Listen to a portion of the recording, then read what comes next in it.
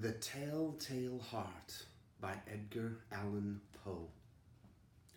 True, nervous, very, very dreadfully nervous I had been and am. But why will you say that I am mad? The disease had sharpened my senses, not destroyed, not dulled them. Above all was the sense of hearing acute. I heard all things in heaven and in the earth. I heard many things in hell. How then am I mad? Hearken and observe how healthily, how calmly I can tell you the whole story. It is impossible to say how first the idea entered my brain, but once conceived, it haunted me day and night. Object there was none. Passion there was none. I loved the old man. He had never wronged me. He had never given me insult. For his gold I had no desire. I think it was his eye. Yes, it was this. One of his eyes resembled that of a vulture, a pale blue eye with a film over it. Whenever it fell upon me, my blood ran cold, and so, by degrees, very gradually, I made up my mind to take the life of the old man, and thus rid myself of the eye forever. Now, this is the point. You fancy me mad. Madmen know nothing. But you should have seen me. You should have seen how wisely I proceeded, and with what caution, with what foresight, and what determination I went to work. I was never kinder to the old man than during the whole week before I killed him. And every night, about midnight, I turned the latch of his door and opened it, oh, so gently. And then, when I had made an opening sufficient for my head, I put in a dark lantern, all closed, so that no light shone out. And then I thrust in my head. Oh, you would have laughed to see how cunningly I thrust it in. I moved it slowly, very, very slowly, so that I might not disturb the old man's sleep. It took me an hour to place my whole head within the opening so far that I could see him as he lay upon his bed. Ha! Would a madman have been so wise as this? And then, when my head was well within the room, I undid the lantern cautiously. Oh, so cautiously. Cautiously, for the hinges creaked. I undid it just so much that a single thin ray fell upon the vulture eye. And this I did for 7 long nights, every night just at midnight. But I found the eye always closed, and so it was impossible to do the work, for it was not the old man who vexed me, but his evil eye. And every morning when the day broke, I went boldly into his chamber and spoke courageously to him, calling him by name in a hearty tone, and inquiring how he had passed the night. So you see, he would have been a very profound old man indeed to suspect that every night, just at 12, I looked in upon him while he slept. Upon the 8th night, I was more than usually cautious, opening the door. A watch's minute hand moves more quickly than did mine.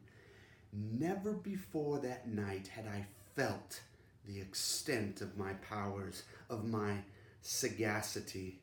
I could scarcely contain my feelings of triumph to think that there I was, opening the door little by little, and he not even to dream of my secret deeds or thoughts. I fairly chuckled at the idea, and perhaps he heard me, for he moved on the bed suddenly, as if startled. Now you may think that I drew back, but no. His room was as black as pitch with the thick darkness, for the shutters were closed, fastened through fear of robbers, and so I knew that he could not see the opening of the door, and I kept pushing it on steadily. I had my head in and was about to open the lantern when my thumb slipped upon the tin fastening, and the old man sprang up in his bed, crying out, "Who's there?" I kept quite still and said nothing. For a whole hour I did not move a muscle, and in the meantime I did not hear him lie down. He was still sitting up in the bed listening, just as I have done, night after night, hearkening to the death watches in the wall. Presently I heard a slight groan, and I knew it was the groan of mortal terror. It was not a groan of pain or of grief. Oh no! It was the low, stifled sound that arises from the bottom of the soul when overcharged with awe. I knew the sound well. Many a night, just at midnight, when all the world slept, it had welled up from within my own bosom, deepening with its dreadful echo. The terrors that distracted me, I say I knew it well, and I knew what the old man felt, and pitied him. Although I chuckled at heart, I knew that he had been lying awake ever since the first slight noise when he had turned in the bed. His fears had been ever since growing upon him. He had been trying to fancy them causeless, but could not. He had been saying to himself, "It is nothing but the wind in the chimney. It is only a mouse crossing the floor, or it is merely a cricket which has made a single chirp." Yes, he had been trying to comfort himself with all these suppositions, but he had found all in vain. All in vain, because death, in approaching him, had stalked with his black shadow before him and enveloped the victim. And it was the mournful influence of the unperceived shadow that caused him to feel, although he neither saw nor heard, to feel the presence of my head within the room. When I had waited a long time, very patiently, without hearing him lie down, I resolved to open a very, very little crevice in the lantern. So I opened it.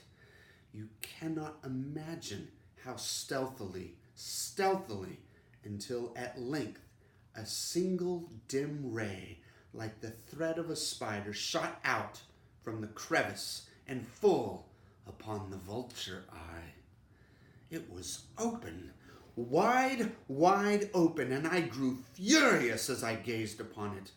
I saw it with perfect distinctness, all a dull blue with a hideous veil over it that chilled the very marrow in my bones.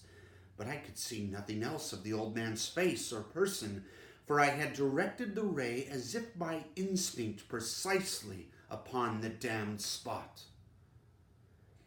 And now, have I not told you that what you mistake for madness is but over-acuteness of the senses?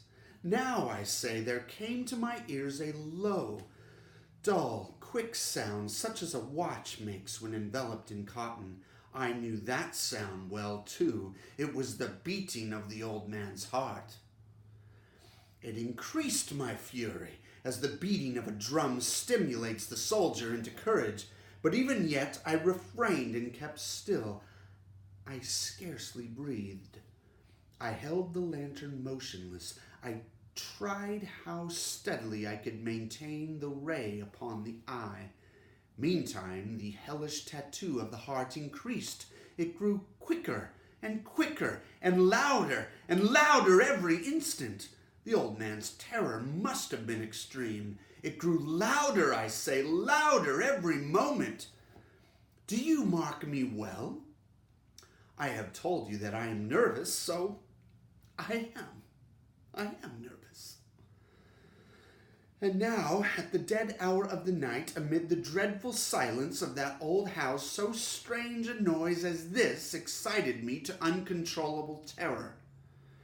Yet for some minutes longer I refrained and stood still. But the beating grew louder. I thought the heart must burst.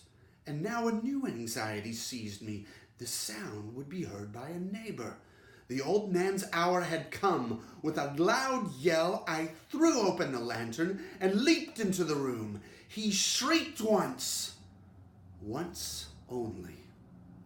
In an instant, I dragged him to the floor and I pulled the heavy bed over him. I then smiled gaily to find the deed so far done. But for many minutes the heart beat on with a muffled sound. This, however, did not vex me. It would not be heard through a wall. At length, it ceased. The old man was dead. I removed the bed and examined the corpse. Yes, he was stone dead.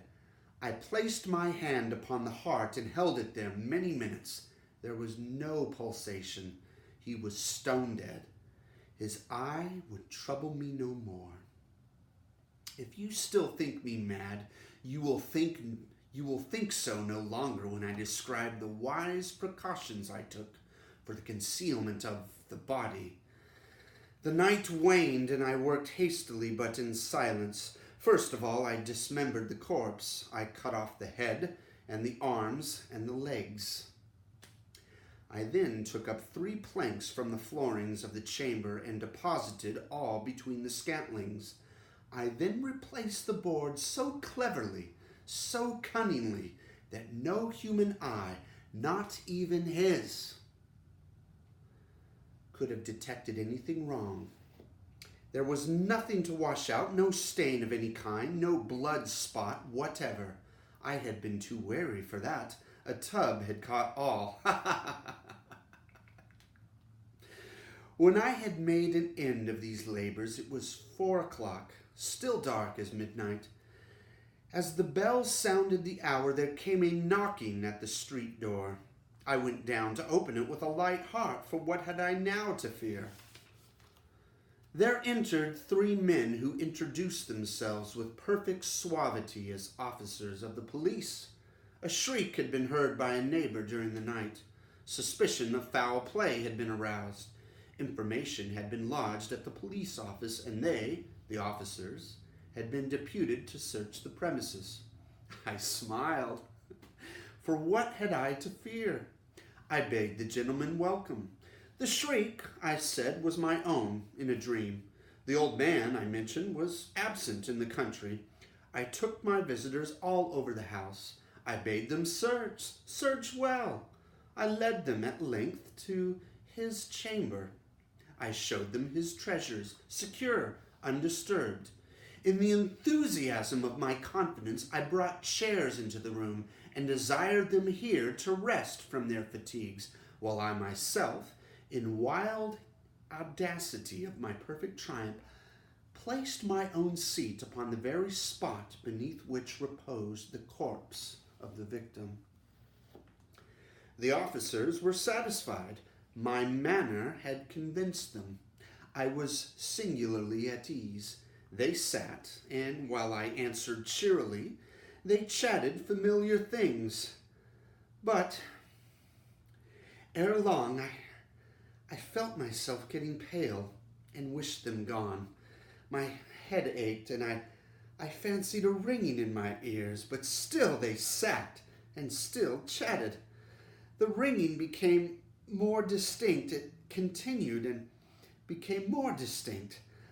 I talked more freely to get rid of the feeling, but it continued and gained definitiveness until at length I found that the noise was not within my ears. No doubt I now grew very pale, but I talked more fluently and with a heightened voice, yet the sound increased, and what could I do? It was a low, dull, quick sound, such as a sound, much such as a sound as a watch makes when enveloped in cotton. I gasped for breath, and yet the officers heard it not. I talked more quickly, more vehemently, but the noise steadily increased. I arose and argued about trifles in a high key and with violent gesticulations, but the noise steadily increased. Why would they not be gone? I paced the floor to and fro with heavy strides, as if excited to fury by the observation of the men, but the noise steadily increased. Oh God, what could I do?